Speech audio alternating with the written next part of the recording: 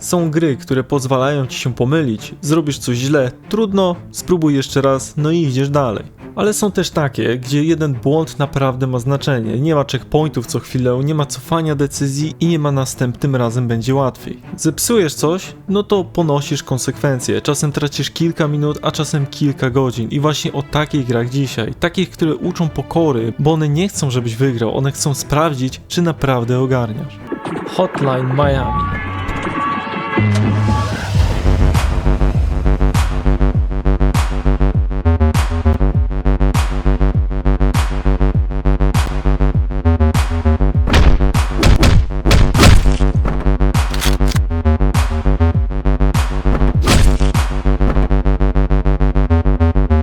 Gra, która nie wybacza ani jednego błędu i zmusza cię do perfekcji. Hotline Miami wygląda na coś prostego, top-down shooter, pikselowa grafika i szybka akcja. Wchodzisz, zabijasz przeciwników, wychodzisz, no brzmi banalnie, ale to jest tylko pierwsze wrażenie. Pierwsze minuty, okej, ogarnę. Na początku masz wrażenie, że to gra o refleksie. Wchodzisz do pomieszczenia, strzelasz, rzucasz bronią i wszystko dzieje się bardzo szybko. Jeden błąd to koniec i wtedy gra pokazuje swoją prawdziwą twarz. Jeden strzał, jedno uderzenie, jedna sekunda nieuwagi i giniesz. Nie ma jeszcze trochę życia albo prawie się udało. Jest po prostu restart. Brak wybaczania. Hotline Miami nie daje ci marginesu błędu. Nie możesz improwizować bez konsekwencji, nie możesz jakoś to przejść. Każde pomieszczenie to mała łamigłówka. Musisz wiedzieć, kto gdzie stoi, kiedy wejść i jaką broń użyć. Nauka przez śmierć i tu zaczyna się prawdziwa gra. Giniesz, od razu wracasz, próbujesz jeszcze raz i znowu i powoli zaczynasz rozumieć. To nie jest gra o refleksie, to jest gra o perfekcji. Flow i frustracja. Najlepsze, kiedy już ogarniesz poziom, wchodzisz w flow, wszystko zaczyna działać, ruch, timing, decyzje i czujesz się jak maszyna, ale zanim do tego dojdziesz, giniesz dziesiątki razy. Każdy poziom to test, nie ma tu miejsca na przypadek, jeśli coś działało raz, to znaczy, że można to powtórzyć, gra wymusza na tobie planowanie, powtarzalność i opanowanie. A po latach Hotline Miami to jedna z najbardziej bezlitosnych gier w tej formie, bo ona nie skaluje trudności pod ciebie, ona mówi albo dostosujesz się, albo nie przejdziesz dalej. I tyle. A co do plusów, niesamowite tempo, świetne uczucie flow, satysfakcja z opanowania poziomu. Minusy, wysoki poziom frustracji, zero wybaczania błędów i może szybko zniechęcić. A dla kogo? Dla ludzi, którzy lubią wyzwania, ale takie prawdziwe, bo Hotline Miami nie chce, żebyś się dobrze bawił od początku. Ta gra chce zobaczyć, ile razy spróbujesz jeszcze raz. Dobra, mieliśmy grę, gdzie jeden błąd kończy wszystko natychmiast, to teraz coś innego. Gra, która daje ci więcej czasu, ale jak popełnisz błąd, tracisz cały run i zaczynasz od zera. Dead Cells.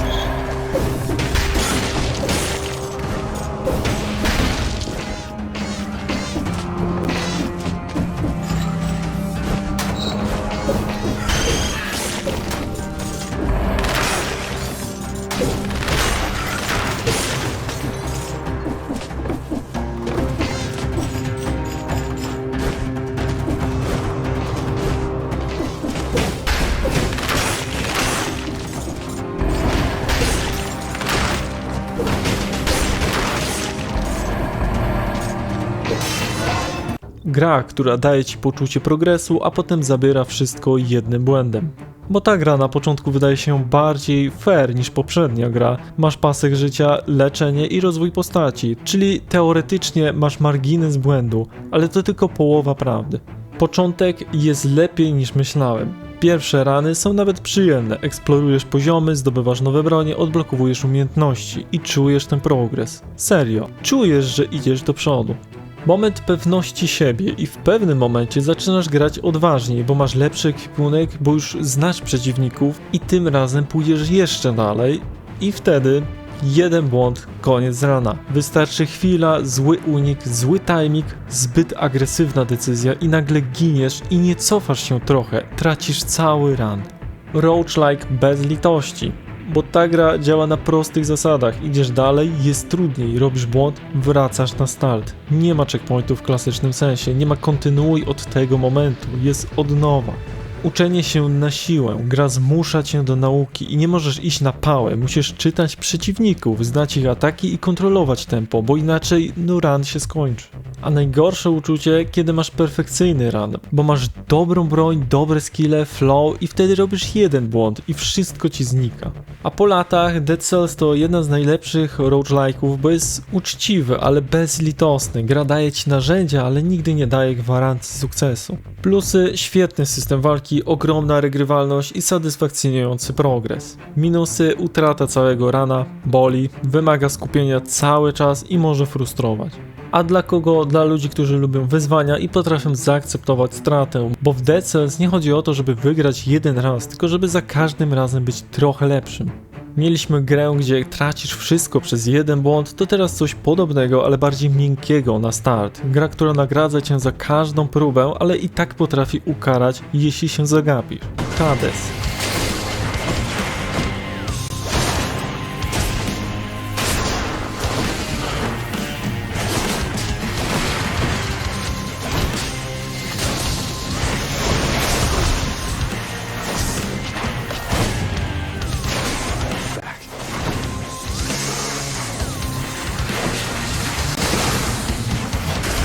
Gra, która wydaje się wybaczać błędy, ale i tak szybko sprowadza cię na ziemię. Hades na pierwszy rzut oka wygląda jak bardziej przystępny roguelike. Dynamiczna walka, świetny klimat i rozwój między runami. I co najważniejsze, gra nagradza cię nawet po porażce. Więc myślisz, okej, tutaj przynajmniej nie tracę wszystkiego. Początek, tu się rozwijam. Bo pierwsze godziny są bardzo przyjemne. Giniesz, ale odblokowujesz rzeczy, zdobywasz nowe moce, postać staje się silniejsza i czujesz, nawet jak przegram, to i tak idę do przodu. Moment pewności, zaczynasz wchodzić dalej, lepsze buildy, lepsze decyzje i więcej doświadczenia. I masz moment, dobra, teraz to już ogarniam. Aż nie najdzie moment, w którym gra mówi, no nie do końca. Bo Hades ma jedną zasadę. Możesz być silniejszy, ale nadal musisz grać dobrze. Zły dash, zła pozycja lub zła decyzja przy bossie i nagle pasek życia znika szybciej niż myślałeś. Kara za błędy. Ta gra nie zabija cię od razu, jak w Hotline Miami, ale robi coś innego. Karze cię stopniowo. Tracisz trochę życia, potem więcej, aż dochodzi do momentu, gdzie jeden błąd kończy cały run. Build to nie wygrana. Możesz mieć świetny build, naprawdę. Idealne bony, mocne kombinacje i nadal przegrać, bo źle zagrałeś. Bossowie to sprawdzian. Najbardziej czuć to na bossach. Oni nie wybaczają chaosu. Musisz czytać ataki, opanować timing, zachować spokój, bo inaczej run się skończy.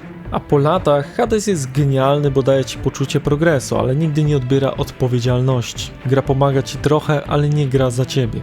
Co do plusów, świetna walka, ciągły progres i ogromna satysfakcja. Minusy, łatwo się przecenić, błędy szybko się kumulują i wymaga skupienia. A dla kogo? Dla ludzi, którzy lubią rozwój, ale rozumieją, że skill nadal ma znaczenie, bo Hades nie każe cię od razu, ale prędzej czy później i tak cię sprowadzi. Mieliśmy grę, gdzie tracisz run przez błędy, to teraz coś cięższego. Gra, gdzie jeden zły ruch może zabić twojego żołnierza na zawsze i nie cofniesz tego. XCOM, Enemy Unknown.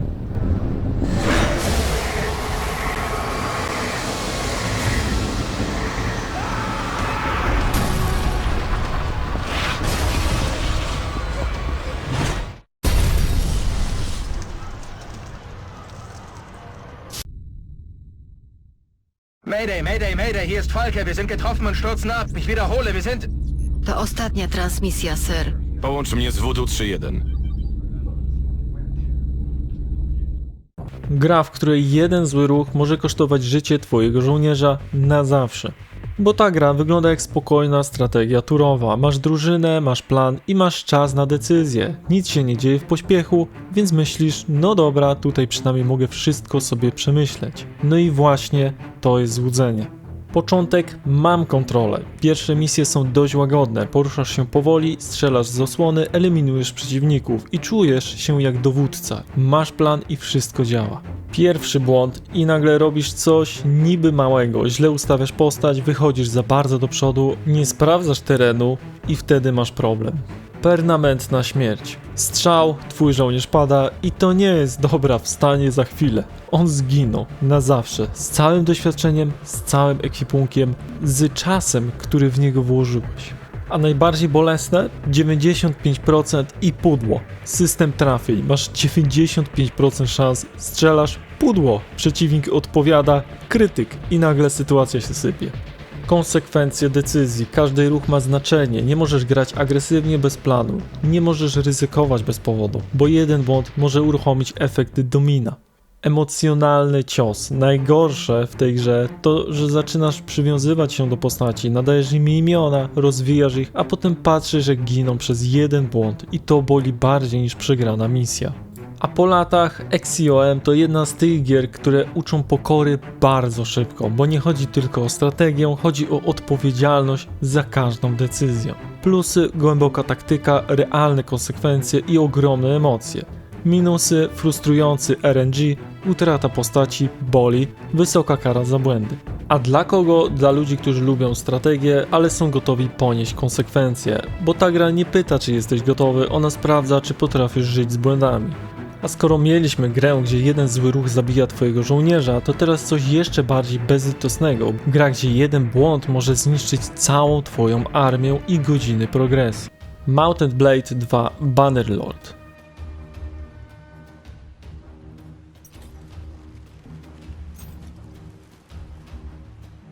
Gra, w której jeden zły ruch może zniszczyć całą twoją armię i cofnąć cię o godziny. Mount & Blade 2 na pierwszy rzut oka wygląda jak sandbox i jeździsz po mapie, zbierasz ludzi, robisz questy, pełna swoboda, zero presji, rób co chcesz i właśnie dlatego tak łatwo się w to wkręcić. Początek: startujesz praktycznie z niczym, kilku ludzi, słaby ekwipunek, mało pieniędzy, powoli budujesz swoją drużynę, rekrutujesz, trenujesz, zarabiasz i po czasie zaczynasz czuć: okej, coś już mam. Moment pewności, masz większą armię, lepszych żołnierzy, trochę reputacji i zaczynasz podejmować odważniejsze decyzje, atakujesz silniejsze grupy, wchodzisz w większe konflikty, bo przecież już ogarniam. Jedna zła bitwa i wtedy wchodzisz w walkę, o której nie powinieneś. Może przeciwnik był liczniejszy, teren był zły, źle ustawiłeś jednostki i nagle twoja armia się sypie. Wszystko przepada. Najgorsze to nie jest tylko przegrałeś walkę. Ty tracisz żołnierzy, tracisz ekwipunek i możesz trafić do niewoli. I wracasz praktycznie do punktu wyjścia. Gra nie chroni cię przed niczym. Bannerlord nie mówi: to za trudne, nie idź tam. Nie ostrzega i nie blokuje. Pozwala ci popełnić błąd i potem patrzy jak za niego płacisz. System kuli śnieżnej. Tu działa efekt domina. Jedna przegrana bitwa, brak armii, brak pieniędzy i brak możliwości walki. I nagle jesteś nikim znowu. A po latach to gra, która daje wolność, ale razem z nią daje też pełną odpowiedzialność. I to jest moment, gdzie wielu graczy dostaje lekcję pokory. Plusy: ogromna swoboda, epickie bitwy i realne konsekwencje. Minusy: łatwo stracić wszystko, brak wybaczania błędów i może frustrować po porażce. A dla kogo? Dla ludzi, którzy lubią sandboxy, ale rozumieją, że wolność to ryzyko, bo Bannerlord nie zabierze ci kontroli, ale też nie uratuje cię przed głupią decyzją. Była gra, gdzie jeden błąd niszczy twoją armię, to teraz coś jeszcze cięższego, gra, która niszczy nie tylko progres, ale też twoją psychikę. Darkest Dungeon.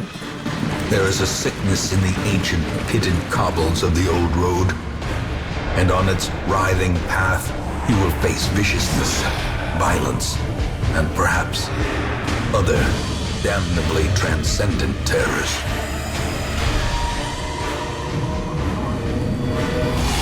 So steel yourself, and remember there can be no bravery without madness. The old road will take you to hell, but in that gaping abyss. Gra, która nie tylko karze za błędy, ale powoli niszczy twoją drużynę od środka. Bo ta gra na pierwszy rzut oka wygląda jak klasyczna turowa strategia RPG. Masz drużynę, masz lochy i walkę, czyli wszystko znajome. Okej, kolejna taktyczna gra, ale bardzo szybko okazuje się, że to coś dużo cięższego. Początek jeszcze jest spokojnie. Pierwsze wyprawy są dość proste. Pokonujesz przeciwników, zdobywasz lód, wracasz do miasta i czujesz to, że ogarniasz. Pierwsze pęknięcia i nagle coś zaczyna się psuć. Twoje postacie dostają stresu, boją się, panikują i zaczynają robić rzeczy, których nie kontrolujesz. Bo nie kontrolujesz wszystkiego. To jest największy cios tej gry. To nie jest tylko strategia, to jest zarządzanie ludźmi, którzy mogą się złamać. Bo postać może odmówić wykonania rozkazu, spanikować, zaszkodzić drużynie i to wszystko w trakcie walki. Błąd, który rozpędza lawinę i wystarczy jedna zła decyzja, za długi dungeon, za mało zapasów, zbyt ryzykowna walka i nagle wszystko zaczyna się sypać. Stres to HP. W wielu grach liczy się życie postaci. Tutaj stres jest równie groźny. Możesz wygrać walkę, a i tak wrócić z drużyną w ruinie psychicznej. Permanentna śmierć. I jak w XCOM, śmierć jest na stałe. Stracisz postać, koniec. Nie wróci, nie naprawisz tego. A po latach Darkest Dungeon to jedna z najbardziej bezlitosnych gier, ale nie przez trudność mechaniczną, przez presję i brak kontroli. Plusy: unikalny system stresu, mroczny klimat, ogromne emocje. Minusy: frustrująca utrata kontroli, wysoka kara za błędy i może być przytłaczająca. A dla kogo? Dla ludzi, którzy lubią wyzwania, ale też klimat i napięcie, bo ta gra nie sprawdza tylko twoich umiejętności, ona sprawdza, jak radzisz sobie z presją. Mieliśmy grę, która niszczy twoją drużynę psychicznie, to teraz coś jeszcze bardziej bezpośredniego. Survival, gdzie jeden błąd może zakończyć twoją historię na dobre i nie ma cofania. Project Zomboid.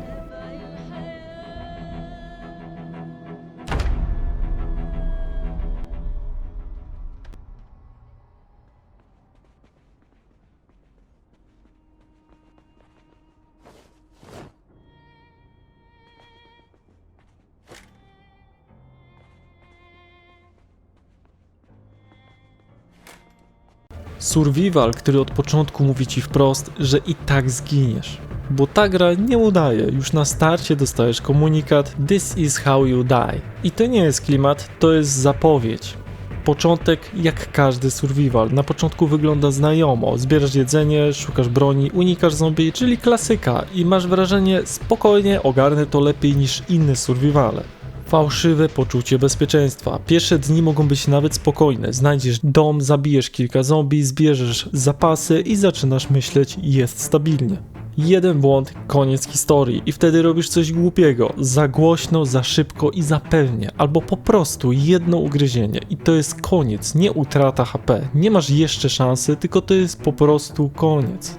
Brak drugiej szansy, zostajesz zainfekowany i możesz jeszcze chwilę żyć, ale już wiesz, że nie ma ratunku. Twoja postać umrze z całym sprzętem i z całym progresem. Realizm, który boli. Ta gra nie wybacza, bo jest realistyczna. Musisz jeść, spać, leczyć się, uważać na hałas. Każdy szczegół ma znaczenie i każdy błąd się kumuluje. Najgorsze? Pewność siebie. Najwięcej zgonów nie jest na początku, tylko później, kiedy masz bazę, zapasy, sprzęt i zaczynasz ryzykować. Wtedy gra cię łamie. A po latach to jeden z najbardziej bezlitosnych survivali, bo on nie jest o wygraniu, on jest o przetrwaniu jak najdłużej. Co do plusów, ogromna głębia, realizm, napięcie. Minusy, utrata wszystkiego boli i wolne tempo, no oraz wymaga cierpliwości. A dla kogo? Dla ludzi, którzy lubią survivale, ale bez kompromisów, bo ta gra nie daje ci drugiej szansy, tylko jedną historię zakończoną śmiercią. Mieliśmy survival, gdzie jeden błąd kończy wszystko, to teraz coś jeszcze bardziej brutalnego. Gra, gdzie możesz stracić cały run w kilka sekund i nawet nie do końca rozumiesz dlaczego. Returnal.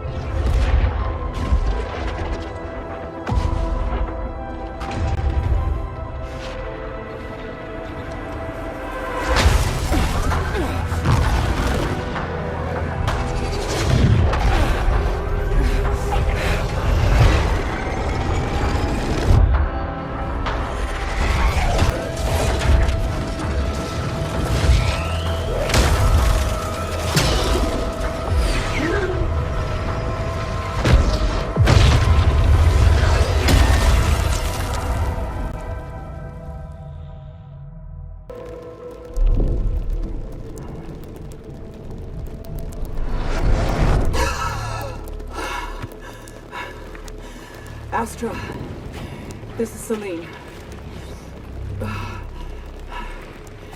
I've crashed on Atropos.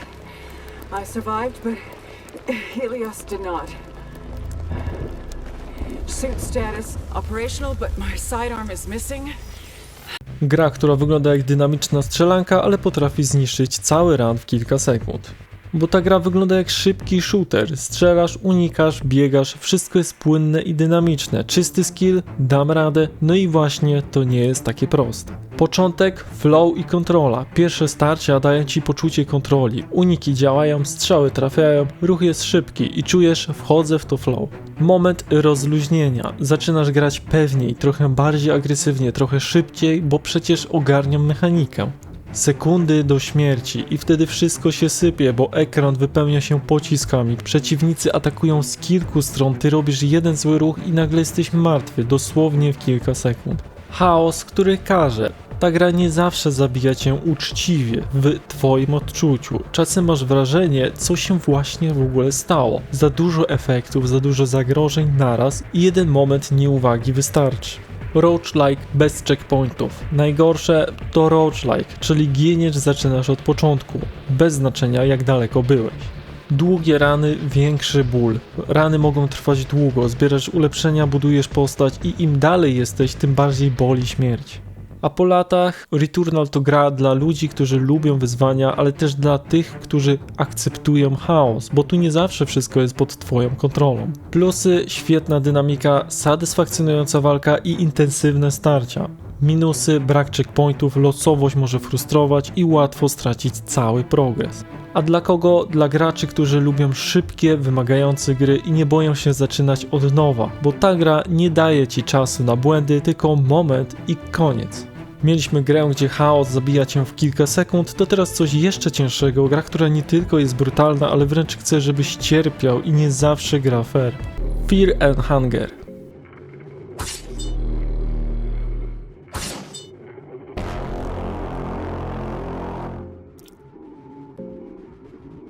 Gra, która nie tylko jest brutalna, ale momentami wręcz nie gra fair. Bo ta gra to nie jest zwykła, trudna gra. To jest doświadczenie nieprzyjemne, duszne, bez litości i od pierwszych minut czujesz, że tu coś jest bardzo nie tak. Początek, brak bezpieczeństwa. Wchodzisz do lochów, zero prowadzenia, tutoriali, wyjaśnień. Masz postać i masz przetrwać. Nie wiesz co robisz. Pierwsze minuty to chaos. Nie wiesz gdzie iść, co zbierać, jak walczyć i bardzo łatwo popełnić błąd, którego nie rozumiesz. System, który cię łamie. Gra ma mnóstwo mechanik, ale ich nie tłumaczy. Możesz stracić kończynę, zostać okaleczony, zginąć przez coś, czego nie przewidziałeś i często myślisz, kurde, serio? Bo ta gra nie gra fair. I to jest najważniejsze, bo Fear and Hunger nie zawsze jest uczciwe. Losowość, brutalne konsekwencje, nagłe zgony, czasami po prostu przegrywasz. Psychiczne obciążenie to nie jest tylko trudność, to klimat, brudny, chory i przytłaczający i im dłużej grasz, tym bardziej to czujesz. Błędy, które niczego nie uczą. W wielu grach uczysz się na błędach. Tutaj no nie zawsze, bo czasem nie wiesz co zrobiłeś źle. A po latach Fear and Hunger to gra, której wielu ludzi nie kończy. Nie dlatego, że nie potrafią, tylko dlatego, że nie chcą dalej przez to przechodzić. Plusy, unikalny klimat, brutalna szczerość, duże wyzwanie. Minusy, nie gra fair, frustrująca losowość i bardzo ciężki klimat. A dla kogo? Dla ludzi, którzy chcą ekstremalnego doświadczenia, bo to nie jest gra dla zabawy, to gra, która sprawdza ile jesteś w stanie znieść. Dobra, mieliśmy grę, która nie gra fair, to teraz coś jeszcze bardziej wymagającego, ale w inny sposób. Gra, która nie tylko karze, ale wymaga perfekcji i nie daje ci żadnych skrótów. Sekiro Shadows Die Twice.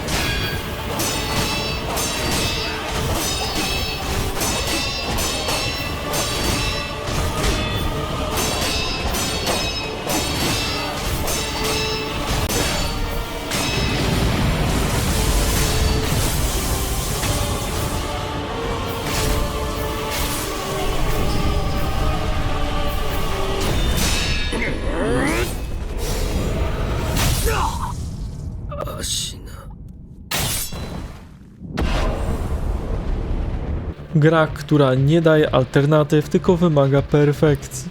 Bo ta gra wygląda jak kolejna gierka akcji od From Software, czyli walka, bossowie, wysoki poziom trudności, ale bardzo szybko okazuje się, że tutaj zasady są inne, dużo bardziej bezlitosne. Początek ogarnął jak Soulsy.